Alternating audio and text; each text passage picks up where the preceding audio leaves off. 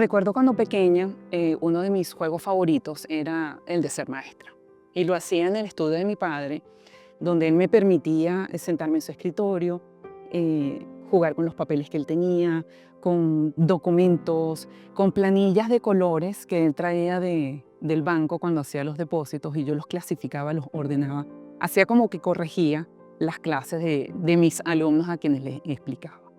Me encantaba jugar a eso y mi papá me permitía y me dejaba el espacio en su estudio para hacerlo. Un tiempo después, cuando ya yo era adolescente, quizás él pensando y viendo esas ganas mías de ser maestra, me llevaba al hospital. Él era médico y trabajaba en el hospital de 7 a 1 de la tarde. Y dentro del hospital había, por supuesto, todos los departamentos. Mi papá se iba a atender a los pacientes y yo me iba a la escuela que estaba dentro del hospital. Una escuela destinada básicamente a los niños de larga data o que estaban en tratamientos muy largos en el hospital, y para que no perdieran la escolaridad o la continuidad, había un grupo de maestras y yo iba y me sentaba con las maestras a ayudar a los niños con los deberes, a jugar, a ordenar el material, a ordenar los juguetes, a estar con ellos, a simplemente escucharlos, ¿no? Los niños que están por tanto tiempo solos ahí, muchos niños de muy bajos recursos, y estaba allí todo el día prácticamente, con mi padre hasta que regresábamos a casa. A mí me encantaba. Y esto lo hacía en vacaciones y bueno, y si no iba para el colegio por cualquier razón, no había clases ese día, pues lo acompañaba. Y bueno, él feliz, por supuesto, que yo fuese con él. Poco tiempo después, cuando tengo que tomar la decisión de qué estudiar, yo pensaba en estudiar educación. Y mi padre me sienta y me dice, mira, tú eres muy metódica, estructurada, te gusta la parte científica, eres buena en biología, te gusta escuchar a la gente, te gusta enseñar, te gusta explicar, te llevas bien con la gente y te gusta el sector salud, el ambiente hospitalario. ¿Por qué no estudias psicología? Yo me lo pensé y dije, sí, definitivamente esta es mi carrera.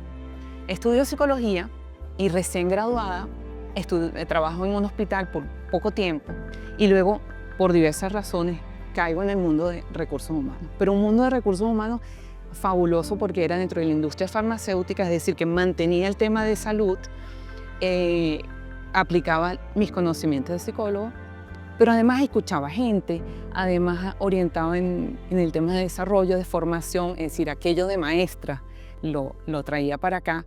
El tema de eso, recordando después, ¿no? El tema de organizar los papeles y los documentos que hacía cuando pequeño, pues también lo hacía con las políticas, los procedimientos y todo. Cuando llego aquí a Madrid, hace ya casi 7 años, digo, bueno, ¿qué voy a hacer? Yo vengo de ser directora de recursos humanos y no voy a ser directora de recursos humanos allá, no tengo el título homologado, ¿qué voy a hacer? Y digo, bueno, tengo que comenzar por algo que conozco, y conozco es el tema de recursos humanos. Y así es como entro a trabajar con unas páginas web que se dedican a la preparación de currículum y preparación a los candidatos en temas de entrevistas de trabajo. Para mí eso fue genial y fue maravilloso y fue quizá uno de mis primeros aprendizajes por 3 elementos claves que tenía ese trabajo y que te quiero compartir, ¿no?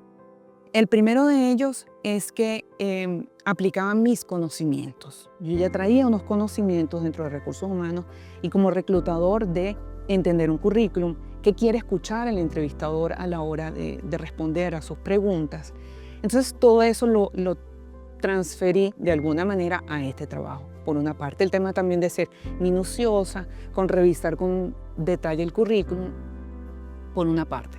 Por otra parte, esas fortalezas y esas competencias que yo prácticamente había desarrollado desde niña y que después consolidé en mi trabajo dentro de recursos humanos, que es escuchar al cliente, entenderlo, orientarlo, comunicarme con él efectivamente, tenerle la paciencia de ve por esta vía, esto es así, etc.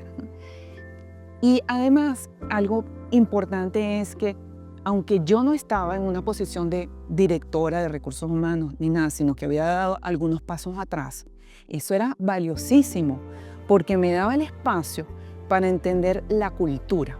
el tema de empleabilidad, el tema de orientación laboral. ¿Cómo se llaman los cargos aquí? ¿Cómo se llaman las empresas aquí? ¿Cómo son los sectores que existen aquí? Entonces, no solo aplicaba el conocimiento, sino que además aplicaba mis fortalezas y tenía todavía el espacio para aprender de la cultura y aprender de todo ese mundo laboral y de normativas hasta europeas totalmente distintos al mundo que yo traía. Entonces, esos 3 elementos fueron para mí fabulosos y creo que es algo que debes considerar y debes tomar en cuenta cuando das tus primeros pasos, ¿no? Uno dice, bueno, es que yo soy arquitecto, es que yo soy médico, es que yo soy, y quiero llegar a lo mismo. Mira, tómate un tiempo, piénsalo bien y es necesario a veces dar 2 pasos hacia atrás, pero estos 2 pasos hacia atrás no necesariamente significa que, y aquí es mi primer mensaje clave, que es que no comenzamos de cero. Y no comenzamos de cero porque, y de ahí mi historia, y de por qué entonces te narro todo mi cuento. Porque nosotros llegamos aquí con una maleta invisible, que mucha gente no se da cuenta que la trae consigo, y es una maleta llena de fortalezas, y de habilidades y de conocimientos, que te van a permitir a ti crear una base suficiente para luego ir estructurando ese camino, ese desarrollo, esa nueva vida, esa trayectoria profesional que vas a ir desarrollando con los pasos que vayas dando aquí.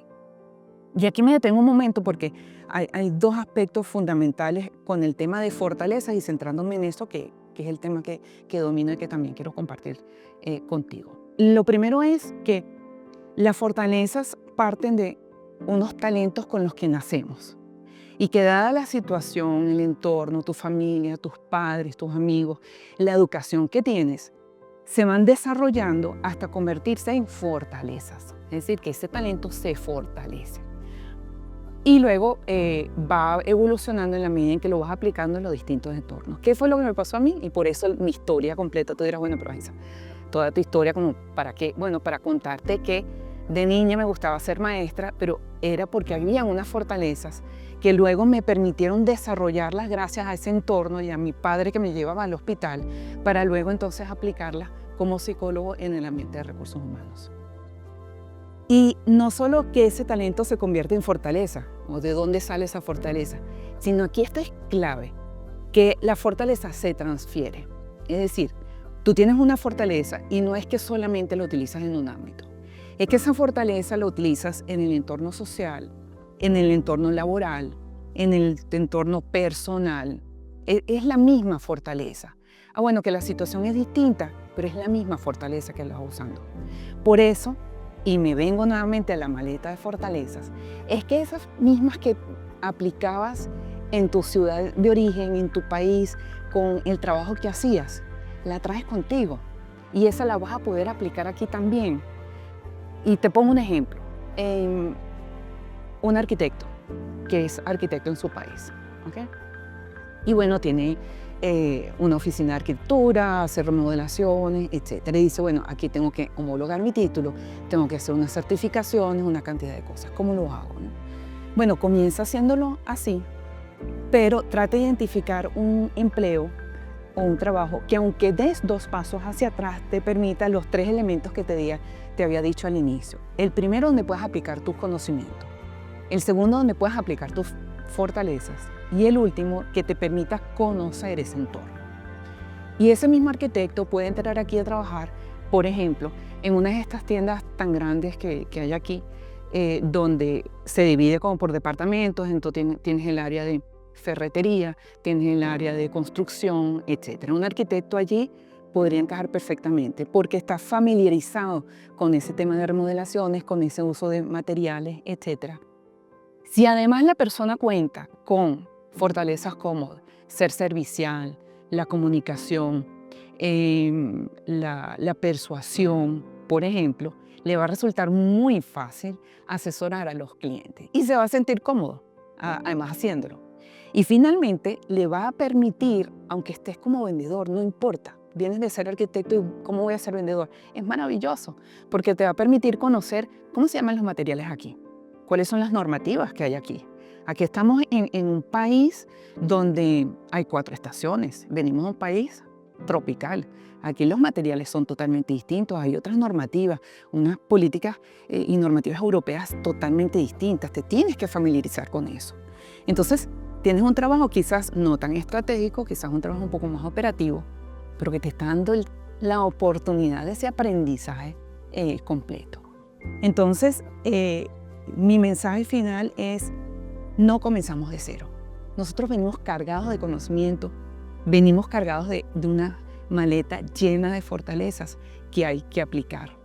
Y que hay que aplicar porque además, y es la diferencia sustancial que también quiero que te lleves como mensaje, la diferencia entre una fortaleza y una competencia. Voy a decir, Isa, pero no es lo mismo. No es lo mismo. Cuando hablamos de competencia, hablamos de algo que haces bien y que has aprendido en el camino a hacer. Cuando hablamos de fortaleza, hablamos de aquello que haces bien, pero que además te da energía, te da motivación, lo haces con gusto. Son aquellas cosas que se te pasan las horas y bueno, ¿en qué momento se pasó el tiempo que estuve disfrutando tanto esta actividad? Cuando eso te pasa, allí hay una fortaleza. Y trata de identificar cuando eras niña, ¿qué hacías? ¿Qué tipo de juegos hacías, ¿no? Y vas a reconocer que, oye, hoy en día ese tipo de juego implicaba hacer esto y yo hoy en día todavía lo hago. Eso es una fortaleza. Y lo más bonito de la fortaleza es que también, como se te va el tiempo, entramos en lo que llamaba Martin Seligman, quien fue el fundador de la psicología positiva, lo que se llama el estado del flow. El estado del flow es cuando tú entras en un momento de armonía entre tus fortalezas que estás aplicando en la tarea, que te puede resultar retadora, pero como sabes que tienes los recursos para hacerlo, ahí vas haciéndolo. Es retadora, pero tengo los recursos y lo voy haciendo. Y va pasando el tiempo y lo sigues haciendo y te sumerges tal en la actividad que hay como una integración entre lo retador de la actividad, ese esfuerzo que estás haciendo y esa aplicación de las fortalezas. Entonces, por eso es tan maravilloso entender el tema de fortalezas y que las traes contigo en el proceso migratorio, porque es un ambiente tan diferente, es un ambiente tan distinto, el país nuevo al que uno llega, que tienes que buscar algo en que aferrarte y te puedes aferrar en esas fortalezas que tienes. Y no solo por ti, para crear autoconfianza y sentir que estás agregando valor, es para mostrarle al mundo quién realmente eres. Y además va creando un sentido de autoconfianza en ti. Porque estamos en un mundo que no conocemos la cultura, no conocemos la gente. Y tienes que ir dando pasos e ir avanzando en esa carrera que quieres desarrollar en ese país. Y qué mejor manera de hacerlo que creando una base de autoconfianza, demostrándole al mundo quién realmente eres. Lo bonito además de la fortaleza es que te hace sentir auténtica, porque eres tú misma quien te estás mostrando al mundo. Entonces, no estás fingiendo ser alguien, es alguien que ya viene de una experiencia, de un lugar, de un sitio y que se siente cómodo con ciertas características, ciertas competencias, ciertas fortalezas que está haciendo.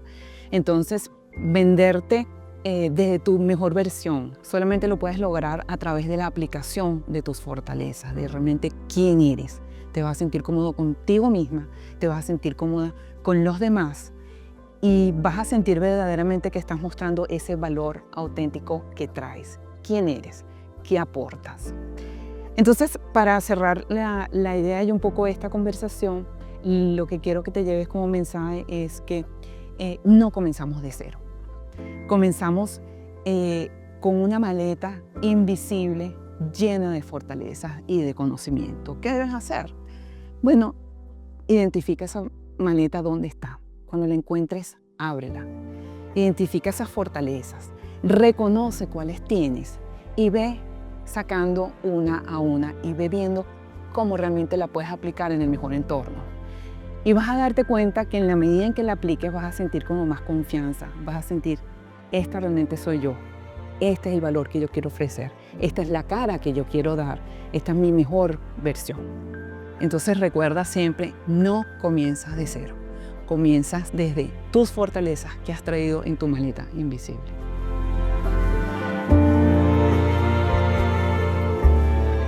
Migrar también se aprende.